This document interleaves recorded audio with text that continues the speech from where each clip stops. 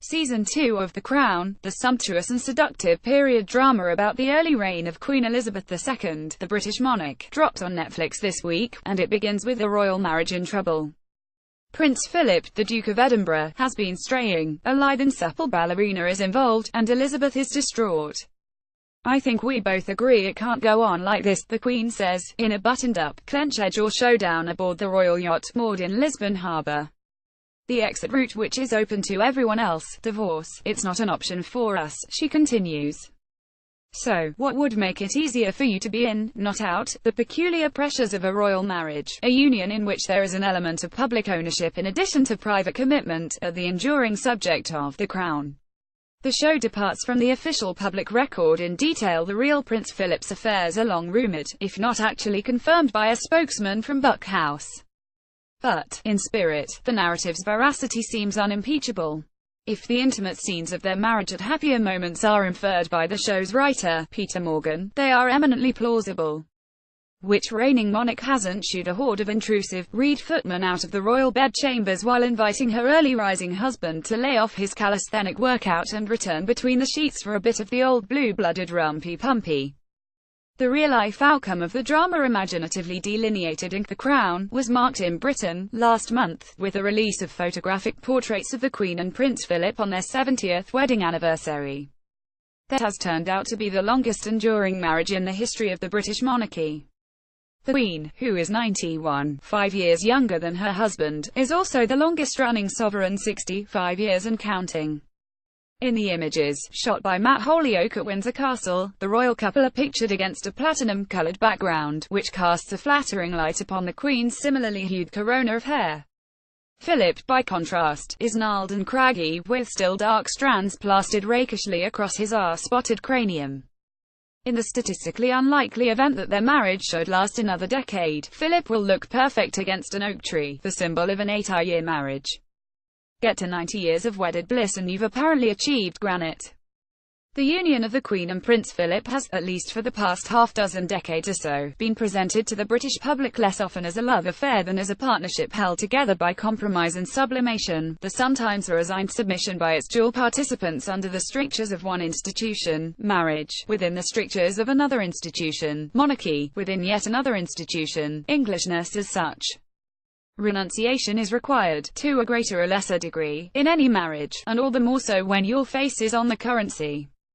Or, until the past quarter-century, your close relations face. In The Crown, as in life, Elizabeth thwarts the relationship between Princess Margaret and Peter Townsend, a royal equerry, who was divorced.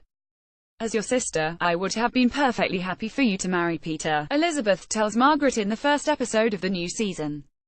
It was the Crown that forbade it. If divorce was always off-limits for this Queen, the Crown long ago gave up trying to lash together sundered royal marriages. Of Elizabeth and Philip's 4 offspring, 3 are divorced, and when Prince Charles ascends to the throne, if he ever does, which sometimes he must wonder, it will be with a divorcee consort, the Duchess of Cornwall, by his side. Rather than forbidding divorce, the contemporary Crown must embrace it. Which brings us to the latest in royal unions, the announcement, at the end of last month, that Prince Harry, the younger son of Prince Charles, is engaged to marry Meghan Markle.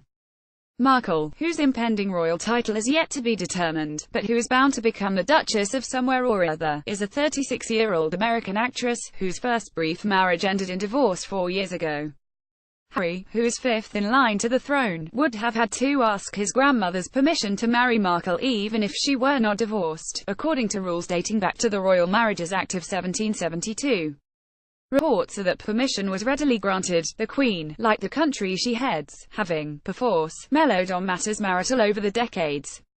Even those observers of the British monarchy who have disdained to join in the enthusiasm over royal weddings past, who may, as Bolsheviks, have made a point of boycotting the televised nuptials of Charles and Diana, in 1981, who may have listened for the rattling of the tumbrils upon the marriage of Prince Andrew and Lady Sarah Ferguson, in 1986, who honestly can't remember what they were doing on April 9, 2005, but are certain it wasn't watching the civil nuptials of Charles and Camilla, and who helplessly snarked their way throughout the last big blowout, the wedding of William and Kate, may be finding themselves uncharacteristically enraptured by the Windsor-Markle marital merger. In part, this may be because it's legit the only bit of non-terrible news that's happened in the last year. But there's more to it than that. This is a royal wedding for non-royalists, even for anti-royalists. First, there's Prince Harry, who was for years the royal family's reliably renegade junior member. Having been obliged, at the age of 12, to walk behind his mother's casket under the eyes of 2.5 billion television viewers, Harry became the laddish hellion who, at 20, dressed up as a Nazi for a costume party, and who, 5 years ago, was snapped naked while playing strip billiards in a Las Vegas hotel suite with a group of friends, new and old knobs gone wild. But, like his namesake King Henry V, whose partying as Prince Hal was immortalized by Shakespeare, just as Prince Harry's has been by TMZ, Harry seems to have undergone what appears to be a sincerely sought self-reckoning. Earlier this year, he spoke with unprecedented frankness about the self-destructive behaviors that resulted from being obliged to suppress grief over the loss of his mother, and his efforts to overcome them. More recently, Harry spoke of the need to modernize the British monarchy. "Is there anyone of the royal family who wants to be king or queen?" he said in an interview this summer. "I don't think so, but we will carry out our duties at the right time." Then there's Markle.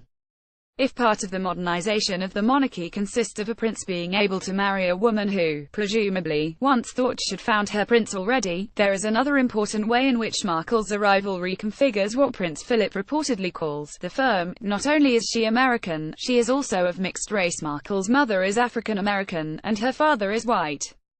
In 2015, she wrote a powerful essay about her biracial identity, and what her mixed heritage has meant for her throughout the years, for the UK edition of Elle magazine. Whatever else Markle brings to the gilded royal table in terms of glamour, intelligence, and charm, her experience of racial prejudice is unprecedented among members of the royal family. At a time when racial bigotry and nativism is on the rise on both sides of the Atlantic, becoming to prominence at the heart of Britain's first family of an American woman whose ancestors were enslaved could not be more welcome, or more salutary. The United States shared the British monarchy coming up on 250 years ago, and for good reason. Yet current events call to mind the immortal words of King George III, as rendered by Lin-Manuel Miranda, in Hamilton, which began previews last night at the Victoria Palace Theatre, in London. "What comes next? You've been freed.